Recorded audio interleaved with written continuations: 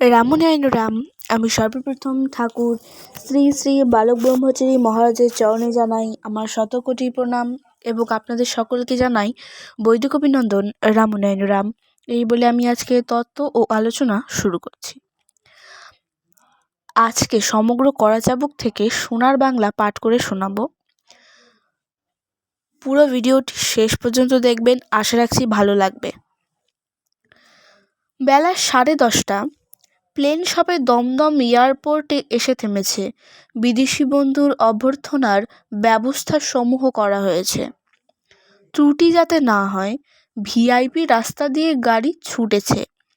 সময়ের অযথা অপব্যয় না করে কাজ সমাধা করতে এ রাস্তার নাকি তুলনা নেই। বাহ, বেশ সুন্দর রাস্তা বানিয়েছে দেখছি। বন্ধুর মুখে স্মিতহাস্য। হ্যাঁ, আর সময় নষ্ট করতে হয় না। কলকাতা পৌঁছতে এখন আর দেরি হয় না। আধ ঘন্টার মধ্যেই শহরের মাঝখানে পৌঁছানো যায়। তা বেশ যাক, আমার কথা রাখতে পেরেছি। এবার ভারতের প্রায় সব শহরগুলি ঘুরেছি। এবার তোমাদের কলকাতা দেখা হয়ে গেলেই ব্যাস। আর কতদিন তুমি এদেশে থাকবে? এই তো সবে 1.5 বছর হলো। আমার 3 বছরের কন্ট্রাক্ট। দেশটাকে ভালোবেসে ফেলেছি। ফিরে যেতে কষ্ট হবে। যাই বলো, দিল্লি জায়গাটা বেশ ভালো। কোনো কিছুরই অভাব নেই। কলকাতায় এসে একটা কথা মনে পড়ছে। এয়ারপোর্ট থেকেই দেখছি যে কলকাতায় তোমরা প্রাদেশিকতায় বিশ্বাস করো না। তোমরা বেশ উদারচিত্ত। হ্যাঁ, বাঙালিদের উদারচিত্ত বলে সুনাম আছে।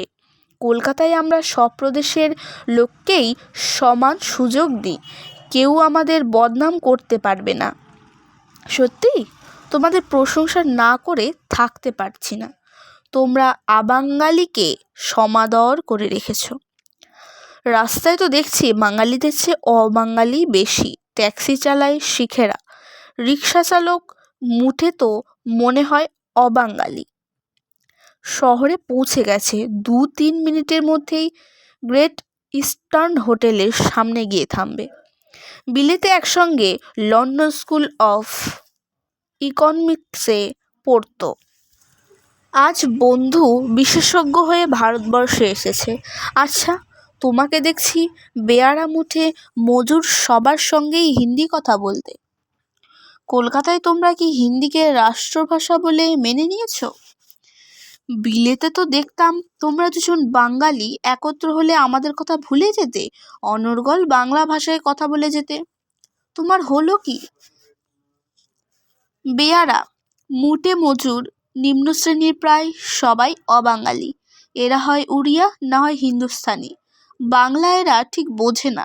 কাজেই ওদের সঙ্গে হিন্দি না বলে উপায় কি? এ হোটেলটাও কি ভিনদেশীয় নাকি?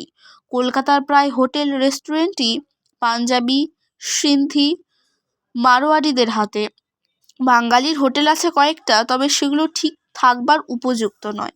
লাঞ্চের পর বিদেশি বন্ধুকে নিয়ে কলকাতা সফরে গাড়ি বের হলো। বন্ধু ভালো করে শহরটা দেখতে চান, শুধু দ্রষ্টব্য স্থানগুলো দেখে সে খুশি নয়। শহরটাকে ভালো করে দেখতে চায়, জানতে চায় কলকাতাকে বিদেশিরা এককালে এত প্রশংসা করতো কেন। একে বেঁকে গাড়ি চলল শহরের নানা এলাকা দিয়ে। সুদূর রাজস্থান, গুজরাট থেকে এসে দেখছি এরা বেশ চিরস্থায়ী বন্দোবস্ত করে নিয়েছে। হিম্মত আছে বলতে হবে, দোকানগুলো যে প্রায়ই অবাঙালিদের হাতে। আরে পাঞ্জাবিরাও তো ব্যবসা করতে এসেছে এখানে। হ্যাঁ, মারোয়ারি, গুজরাটির হাতেই এখানে প্রায় সমস্ত ব্যবসা বাণিজ্য। ব্যবসা ওদের রক্তের মধ্যেই। 80 লোটা কম্বল নিয়ে কোনো মতে দিন গুজরায়। ফিরি করতে শুরু করে, তারপর দোকান হেঁকে বসে। শহরের কেন, বাংলাদেশের সমস্ত ব্যবসা বাণিজ্য ওরাই চালায়। তাহলে তোমরা যতই ভিনদেশিদের হাতে ছেড়ে দিয়েছি, দেখছি শিল্প বাণিজ্য সবই ওদের হাতে। আচ্ছা, এই যে বিরাট বিরাট বাড়িগুলি, এগুলো কি ওদের? হ্যাঁ, পয়সা তো এখন ব্যবসা বাণিজ্যে। কাজেই জমি জায়গা বাড়ি ওরাই বেশি করতে পারে। তোমরা এটা বরদাস্ত করতে পারো? ব্যবসা বাণিজ্য ভিনদেশীদের হাতে যাওয়া মানে অর্থনৈতিক ক্ষেত্রে তোমাদের বিশেষ আধিপত্য নেই। আরে আরে এই লুঙ্গি পরা লোকগুলো মাদ্রাজি নয়? পোশাক দেখে তো তাই মনে হচ্ছে। ওরা কি করছে এখানে? বেড়াতে এসেছে বোধহয়। না, কলকাতা শহরে অনেক দক্ষিণ ভারতীয় আছে, বেশিরভাগই অফিসের চাকরি করে। আচ্ছা, তবে বাংলাদেশের অধিবাসীরা কি করে? ব্যবসা বাণিজ্যে তাদের প্রবেশ বন্ধ, চাকরিতেও পরদেশিরা এসে আধিপত্য করছে। আমার জানতে ইচ্ছে করে বাঙালিদের ভাত জোটে কোথা থেকে। দেখছি তুমি সমস্যাটা ঠিক ধরে ফেলেছ। বাঙালিরা ব্যবসা বাণিজ্যে বিশেষ সুবিধা করতে পারে না, পরদেশিদের কাছে প্রতি পদেই মার খাচ্ছে। চাকরি করা ছাড়া আর কোনো বিশেষ উপায় নেই। কিন্তু চাকরিই বা পাবে কি করে? অবশ্য এক সরকারি চাকরি ছাড়া ফ্যাক্টরি, কমার্শিয়াল ফার্ম সবাই তো পরদেশিদের হাতে। তারা কি আর নিজেদের লোক ছেড়ে বাঙালিদের কাজ দেবে? তোমাদের শতকরা কিছু সংখ্যক বাংলার নিজস্ব অধিবাসীদের নিযুক্ত করতে হবে। না, সেরকম কোনো আইন নেই, তবে তো দেশের লোকেদের চাকরি পাওয়াই মুশকিল। এতক্ষণে বুঝতে পারছি বাংলাদেশে এত দুঃখ দুর্দশা কেন। গাড়ি স্ট্যাটিস্টিক্যাল ইনস্টিটিউটের কাছে এসে পড়ল। সেদিনকার ঘটনা পঞ্জিতে শুধু ইনস্টিটিউটই দেখার কথা।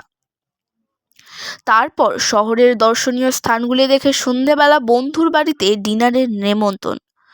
সারাদিন ঘুরে ঘুরে কলকাতা শহর দেখা হলো। তারপর মুলারুজে সারা হলো চায়ের পর্ব। এর পরের ঘটনা জানতে হলে আমার এই চ্যানেলটিকে সাবস্ক্রাইব করবেন এবং পাশে থাকা বেল আইকনটি প্রেস করবেন, যেন নতুন ভিডিও সবার আগে আপনার কাছে পৌঁছে যায়। আজকের তথ্য ও আলোচনা আমি এখানে শেষ করছি। দেখা হচ্ছে পরের ভিডিওতে। ভালো থাকবেন, সুস্থ থাকবেন। রাম ও নারায়ণ রাম।